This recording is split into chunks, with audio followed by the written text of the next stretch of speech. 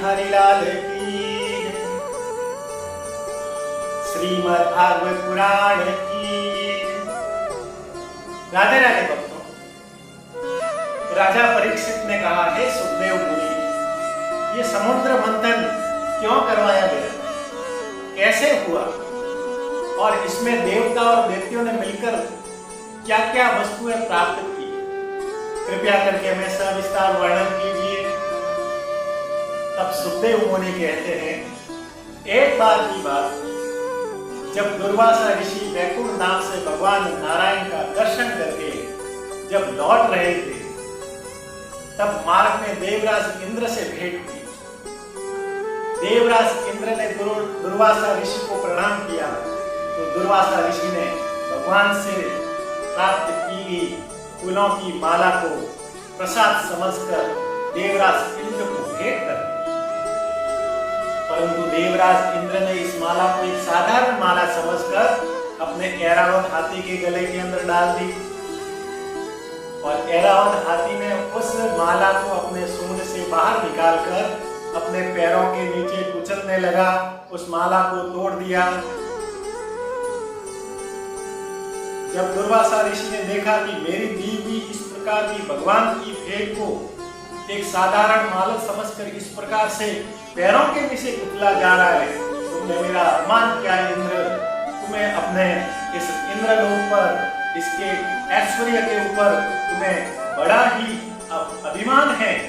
मैं तुमको यही श्राप देता हूँ कि आज के बाद तुम्हारा जो इंद्रलोक है वो जल्दी ही छीन लिया जाएगा। दुर्वासा ऋषि अपने क्रोध के लिए सबसे ज्यादा जाने जाते हैं।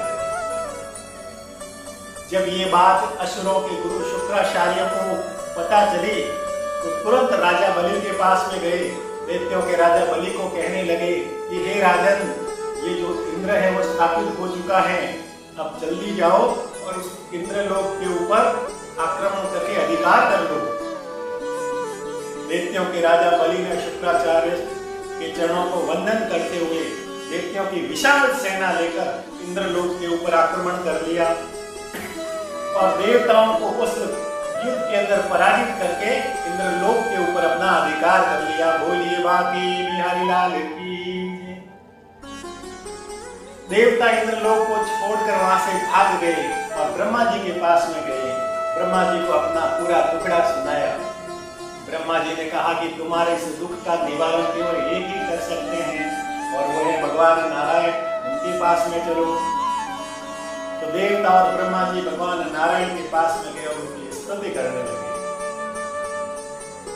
भगवान विष्णु देवताओं की स्तुति से प्रसन्न हुए और कहने लगे कि अभी तुम्हारा जो समय है वो ठीक नहीं चल रहा है, और देवताओं के ऊपर काल की विशेष कृपा नहीं है, दैत्यों के ऊपर काल की विशेष कृपा है, इसलिए समय आने तक इंतजार करो, और तुम देवता उस दैत्यों के पास में जाकर समुद्र मंथन के लिए प्रस्ताव रखो, क्योंकि देवता और दैत्यों के संयोग से ही समुद्र मंथन हो सकता है। भगवान नारायण की इस प्रकार की सलाह लेकर देवराज इंद्र देवताओं के साथ में राजा बलि के पास में गए और समुद्र मंथन की योजना का प्रस्ताव रखा। दैत्य भी जानते थे कि देवताओं के बिना समुद्र मंथन संभव नहीं है, इसलिए उन्होंने भी हाँ भर ली और इस प्रकार से समुद्र मंथन की योजना प्रारंभ की। दोनों ने एक शर्त रखी कि इस समुद्र मंथन से जो भी वस्तु निकलेगी उन सभी को कोई न कोई प्राप्त करेगा, उसका भोग करेगा, पुनः उस वस्तु को समुद्र के अंदर डाला नहीं जाएगा। सभी ने इस बात की सहमति करके समुद्र मंथन करना प्रारंभ किया। सबसे पहले समुद्र मंथन करने के लिए एक मथने के रूप में मद्राचल पर्वत को लाया गया और उसको वासुकी नाग की रस्सी बनाकर उसको मथने के लिए लाया गया। जैसे ही मद्राचल पर्वत को समुद्र के अंदर रखा तो उनके भार से वो मद्राचल पर्वत समुद्र के अंदर डूबने लगा। जब सभी देवते और देवता भगवान नारायण के पास में गए और उनसे स्तुति करने लगे कि प्रभु इस मार्ग को आप ही सुलझा सकते हो, कृपया करके हमारे ऊपर कृपा कीजिए, दया कीजिए।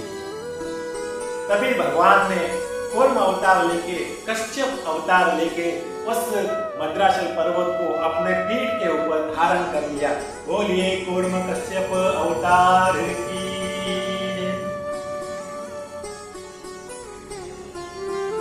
अब मद्राचल पर्वत को भगवान ने अपने पीठ के ऊपर कश्यप अवतार के रूप में धारण कर लिया। वासुकी नाग को रस्सी बनाएगी और फिर देवताओं को भगवान विष्णु ने कहा कि तुम सबसे पहले उस वासुकी नाग के मुख को पकड़ने की जिद करना, और जब दैत्य कहे कि नहीं मुख हम पकड़ेंगे तो तुम उसको दे देना और तुम वासुकी नाग की पूंछ को पकड़ लेना। देवताओं ने कहा जैसे आपकी इच्छा। इस प्रकार से जैसे ही समुद्र मंथन प्रारंभ हुआ तो देवताओं ने सबसे पहले जाकर वासुकी नाग के मुख को पकड़ लिया। असुरों ने सोचा कि ये देवता बड़े चालाक हैं, जरूर वासुकी नाग के इस मुख को पकड़ने से इनको कुछ न कुछ अधिक लाभ होगा।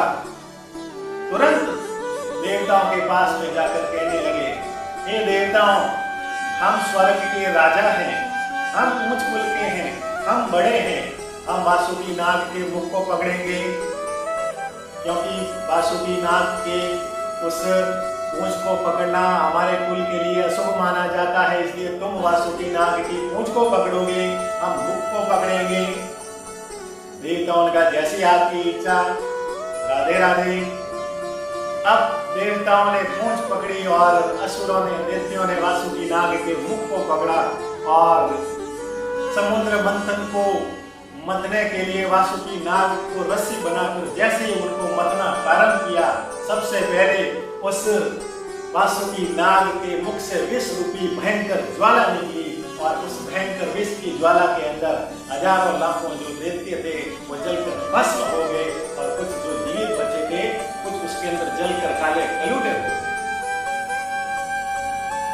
जब देवताओं ने असुरों के काले कलूटे कुरूप रूप को देखकर उसके ऊपर हंसने लगे और कहने लगे, क्या कह रहे थे, हम तो ऊंचे कुल के हैं, मुख पकड़ेंगे और बनो ऊंचे कुल के। बोलिए भागवत भगवान की। अब पुनः समुद्र मंथन प्रारंभ हुआ और जैसे वासुकी नाग को मद्राचल पर्वत की मथनी को मथने लगे, सबसे पहले हलाहल नाम का भयंकर विष उस समुद्र मंथन से निकला। उस हलाहल विष को देखकर देवता और दैत्य भयभीत हो गए और उस हलाहल विष को कोई भी लेने के लिए, ग्रहण करने के लिए तैयार नहीं था, लेकिन समुद्र में पुनः उसको डाला नहीं जा सकता। इसलिए उस सृष्टि के अंदर देवताओं ने और दैत्यों ने एक निर्णय लिया कि केवल एक ही है जो इस हलाहल विष को धारण कर सकते हैं, और वो है भगवान भोलेनाथ। बोले भोलेनाथ की। देवता और असुर भोलेनाथ के पास में गए और हलाहल विष को उनके सामने प्रस्तुत करके उनसे स्तुति करने लगे। हे भगवान भोलेनाथ, आप समस्त प्राणों के रक्षक हो, आप दया निदान हो, आप करुणा निदान हो, इस हलाहल इस विष को आप धारण कर लो, नहीं तो इस सृष्टि के अंदर प्रलय आ जाएगा, अनर्थ हो जाएगा। भगवान तो भोले हैं। जैसे ही देवताओं ने और दैत्यों ने स्तुति की, भगवान भोलेनाथ ने उस हलाहल विष को अपने हथेली में लेकर जैसे ही उसको ग्रहण करने लगे, पार्वती माता ने उनको रोक दिया। पार्वती माता ने कहा कि ये जो देवता हैं बड़े चतुर हैं, जब समुद्र मंथन से अमृत निकलेगा तो स्वयं पान कर लेंगे, और जब हलाहल विष की बात आया तब आपके पास में आए प्रभु। भोलेनाथ ने कहा कि यदि जन कल्याण के लिए मुझे विष भी पीना पड़े तो मंजूर है। बोलिए भोलेनाथ की। पार्वती मैया ने कहा कि ये तो शंकर जी बड़े भोले हैं, सीधे तरीके से मानेंगे नहीं, इनको कोई दूसरे तरीके से ही समझाना पड़ेगा। तब पार्वती मैया ने कहा, हे प्रभु, हे नाथ, क्या आप मुझसे प्रेम करते हैं? भोलेनाथ ने कहा, ये कैसी बात की? इस संसार में सबसे ज्यादा यदि कोई अपने पत्नी से कोई प्रेम करता है तो वो मैं हूं। मैं तुमसे सबसे संसार के अंदर सबसे अधिक प्रेम करता हूं। पार्वती ने कहा कि यदि आप मुझसे प्रेम करते हैं तो बताइए आपके शरीर के किस स्थान पर मेरा निवास है। भगवान भोलेनाथ ने कहा मेरे हृदय में आपका निवास है, आप मेरे हृदय में रहती है क्योंकि हम आपसे अत्यंत प्रेम करते हैं। पार्वती मैया ने कहा अच्छा, यदि आपके हृदय में मेरा निवास है और आपने यदि हलाहल नाम का भयंकर विष यदि धारण कर लिया, ये विष हृदय के अंदर पहुंच जाएगा तो मेरी मृत्यु हो जाएगी, और यदि मेरी मृत्यु हो गई तो आपको अपनी पत्नी के मृत्यु का आपको कलंक लगेगा, इसलिए इस हलाहल नाम के इस भयंकर विष को धारण न करो। भगवान थोड़े से चिंतित हो गए, संचय में पड़ गई, अब क्या करूं? देवताओं को भी मैंने कहा है कि मैं आपके इस हलाहल विष को धारण करूंगा, और पार्वती मैया को भी कह दिया कि तुम मेरे हृदय के अंदर निवास करते हो। तब भोलेनाथ ने कहा हे देवी, मैं इस देवताओं की बात रखने के लिए इस विष को भी धारण करूंगा, और तुम्हारी बात रखने के लिए मैं इस विष को अपने कंठ के अंदर धारण करूंगा। इस प्रकार से कहते हुए भगवान भोलेनाथ ने उस हलाहल नाम के भयंकर विष को अपने कंठ के अंदर धारण कर लिया, और इस सृष्टि को जो विनाश हो रहा था उससे होने से बचा दिया। समस्त देवताओं ने भगवान भोलेनाथ को, जब भोलेनाथ ने इस विष को अपने कंठ के अंदर धारण कर लिया तो भगवान का कंठ नीला हो गया। सभी देवताओं ने भगवान को नीलकंठ महादेव के नाम से जय जयकार किया। बोलिए नीलकंठ महादेव की।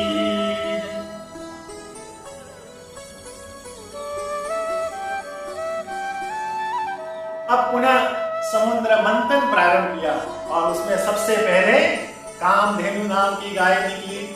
कामधेनु गाय समस्त कामनाओं को पूर्ण करने वाली थी। इनको ऋषि मुनियों को प्रदान कर दिया, क्योंकि ऋषि मुनियों को यज्ञ इत्यादि करने के लिए दूध और घी की आवश्यकता होती है, इसलिए उन गाय को ऋषि मुनियों को प्रदान कर दिया। फिर उच्च श्रेवा नाम का घोड़ा है, उस समुद्र मंथन से निकला। उस श्रेवा नाम के घोड़े को राजा बलि को प्रदान कर दिया। फिर समुद्र मंथन किया गया, और उसमें ऐरावत नाम का हाथी निकला, और उस ऐरावत हाथी को इस इंद्र ने ग्रहण कर लिया। फिर उसमें से कौस्तुभ मणि निकली, और वो कौस्तुभ मणि स्वतः ही समुद्र मंथन से निकलने के बाद भगवान के पास में चली गई, भगवान नारायण के पास में चली गई, और भगवान नारायण ने उस कौस्तुभ मणि को अपने हृदय के अंदर धारण कर लिया। बोलिए भागवत भगवान की। फिर समुद्र मंथन किया गया, उसमें से कल्प वृक्ष निकला। कल्प वृक्ष को इस स्वर्ग लोक के अंदर शोभित किया गया, वहीं पर उसकी स्थापना की गई। और कल्प वृक्ष की ये विशेषता थी कि कल्प वृक्ष के नीचे बैठकर कोई भी अपनी इच्छा को जब करता है तो वो इस इच्छा को तुरंत पूरी कर देता है। उसके बाद में फिर समुद्र मंथन किया, उसमें से अप्सराएं निकली, और वो अप्सराएं देवता और देवतियों को सुख पहुंचाने वाली। और उसके बाद फिर मंथन किया गया, और उसमें से साक्षात लक्ष्मी प्रकट हुई। बोलिए लक्ष्मी देवी की। इस लक्ष्मी देवी के प्रकट होने का साक्षात श्रीमद् भागवत पुराण के अंदर 8वें स्कंद के 8वें अध्याय के 8वें श्लोक के अंदर वर्णित है। जैसे लक्ष्मी जी प्रकट हुई तो उनके सुंदर रूप को देखकर समस्त देवता, समस्त दैत्य, समस्त ऋषि इत्यादि उनके सुंदर रूप को देखकर मोहित हो गए, और सभी कहने लगे ये मुझे चाहिए, ये मुझे चाहिए, इससे मैं विवाह करूंगा, इससे मैं विवाह करूंगा। इस प्रकार से मैं विवाह करने के लिए सभी आपस के अंदर झगड़ने लगे, लड़ने लगे। तब भगवान नारायण वहां पर पहुंचे, और उन्होंने कहा कि तुम इस प्रकार से आपस में झगड़ो नहीं। लक्ष्मी जी स्वयं ये निर्णय करेगी, अपने इच्छा अनुसार हाथ में लिए वरमाला लेकर जिसके गले के अंदर डालेगी, उसका वरण करेंगे, उससे वो विवाह करेंगे। भगवान नारायण की इस प्रकार की बात से सब सहमत हो गए, और सभी एक पंक्ति के अंदर बैठ गए।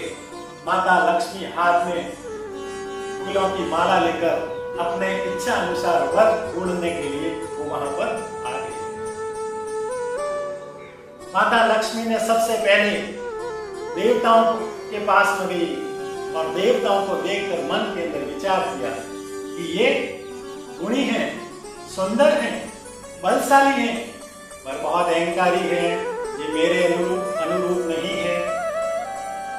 फिर लक्ष्मी जी ऋषि मुनि के पास में गई।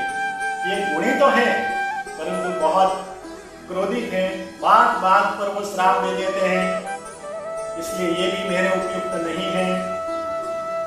उसके बाद लक्ष्मी जी असुरों के पास में गई और उन असुरों को दैत्यों को देखकर मन ही मन विचार करने लगी कि ये तो मूर्ख हैं और शकल से भी ये चेहरे से बहुत कुरूप है, ये मेरे लिए उपयुक्त नहीं है। उसके बाद अंत में लक्ष्मी जी हाथ में वरमाला लेकर भगवान नारायण के पास में गई और उनको देखकर मन ही मन के अंदर विचार किया कि ये सुंदर भी हैं, ज्ञानी भी हैं, बलशाली भी हैं, धीर वीर गंभीर भी हैं, दयावान भी हैं, जितने भी गुण मेरे पति के अंदर चाहिए वो समस्त गुण इनके अंदर हैं। यह सोचकर लक्ष्मी माता ने भगवान नारायण के गले के अंदर वरमाला डाल के उनका वरण कर लिया और इस प्रकार से भगवान नारायण और लक्ष्मी जी का विवाह हो गया। बोलिए लक्ष्मी नारायण की।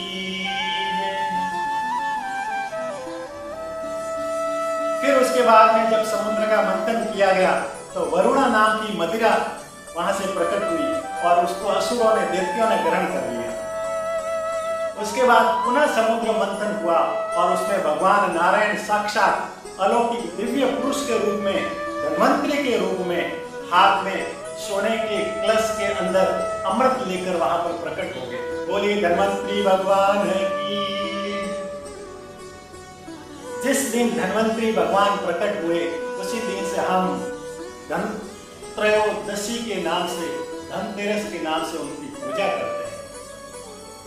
इसी कामना से पूजा करते हैं कि हमारे जीवन के अंदर संपन्नता बनी रहे, धन दौलत बना रहे, स्वास्थ्य वो ठीक रहे। धन्वंतरी भगवान को फिर औषधियों का, आयुर्वेद का प्रवर्तक कहलाया गया।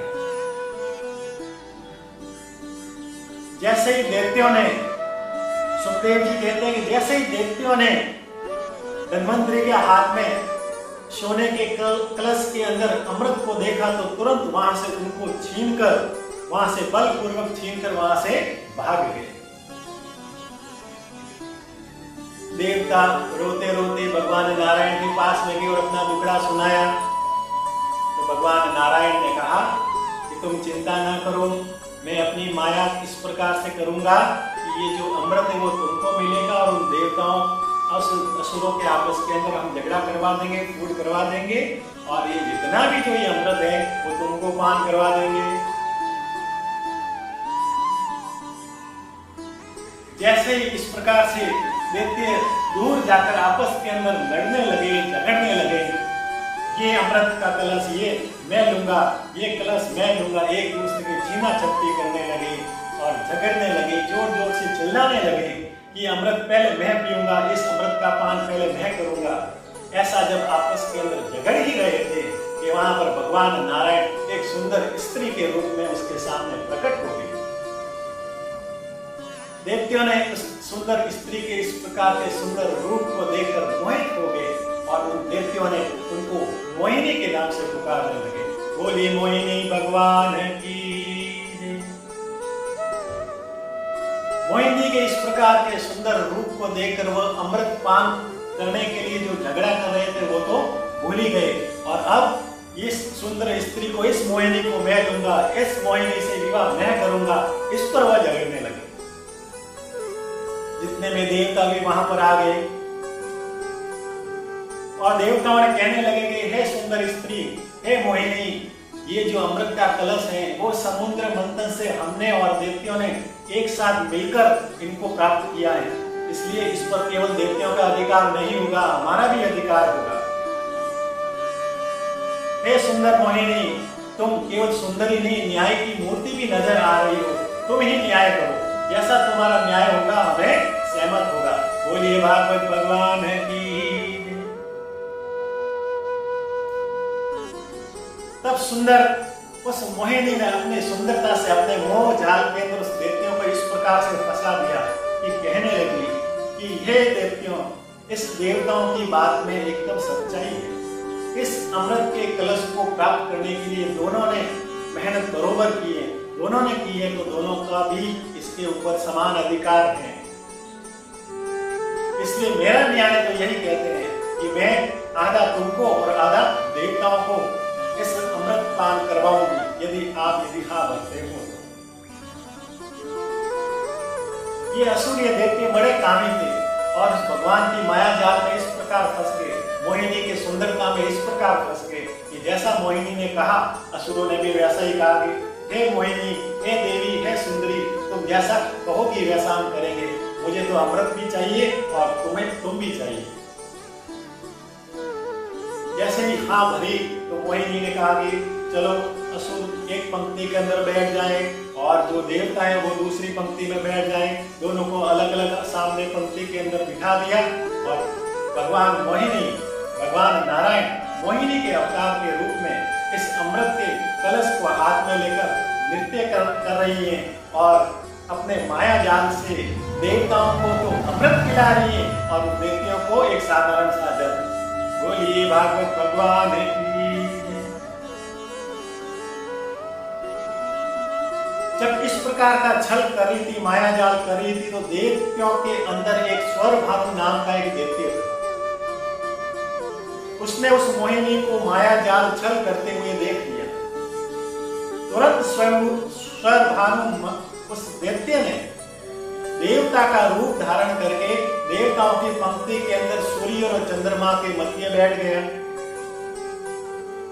अब मोहिनी नृत्य करते करते उस अमृत के कलश को देवताओं को पिलाते पिलाते जैसे ही स्वर भानु नाम के उस दैत्य के पास पहुंची, जो कि देवताओं के रूप में चंद्रमा और सूर्य के बीच में बैठे थे, उनको जैसे ही पिलाने लगी, सूर्य और चंद्रमा ने मोहिनी को ऐसे थोड़ा सा संकेत किया, इशारा किया कि ये देवता नहीं, ये तो दैत्य है। मोहिनी को क्रोध आया और अपने चतुर्भुज रूप के अंदर भगवान नारायण का जो वास्तविक दिव्य स्वरूप चतुर्भुज रूप के अंदर प्रकट हो गए और क्रोध में उन्होंने सुदर्शन चक्र चलाया और उस स्वर भानु नाम के उस दैत्य का सिर धड़ से अलग हो गया। परंतु जैसे ही सिर धड़ से अलग हुआ, उसके पहले कुछ अमृत की बूंदें उसके शरीर के अंदर चली गई, इसलिए वह उसकी मृत्यु नहीं हुई और वह अमर हो गया। ब्रह्मा जी ने उनके एक सिर को राहु और दूसरे धड़ को केतु बना दिया। जब देवताओं ने इस प्रकार का जितना भी अमृत पी लिया और वो अमर हो गए और इधर दैत्यों ने जब देखा कि इसने तो ये कोई मोहिनी नहीं, ये तो नारायण मोहिनी बनकर हमारे साथ में छल किया है, क्रोधित होकर उन देवताओं के ऊपर आक्रमण कर लिया। परंतु देवता अमृत पीकर अमर हो गए थे। दोनों के अंदर भयंकर युद्ध हुआ। इस भयंकर युद्ध को देवासुर संग्राम के नाम से जाना जाता है। इसी संग्राम के अंदर काल ने भी नाम का एक दैत्य था, वो मारा गया, जो उसके पश्चात में द्वापर युग के अंदर कंस के रूप में उसने जन्म लिया। उसके बाद में राजा बलि इंद्र के सामने युद्ध के लिए आया। इंद्र ने अपने जोरदार वज्र को उस राजा बलि के ऊपर जैसे ही प्रहार किया तो राजा बलि की वहीं पर मृत्यु हो गई। ऐसे करते करते एक एक करके जितने भी असुर थे वह सब मारे गए और देवताओं के उसके अंदर देवासुर संग्राम के अंदर विजय हो गई। देवताओं ने पुनः इंद्रलोक को प्राप्त कर लिया। इस प्रकार से सभी देवताओं ने भगवान नारायण को बहुत बहुत धन्यवाद और बहुत बहुत स्तुति करने लगे। बोलिए भक्त वत्सल भगवान की, भगवान नारायण की, भागवत भगवान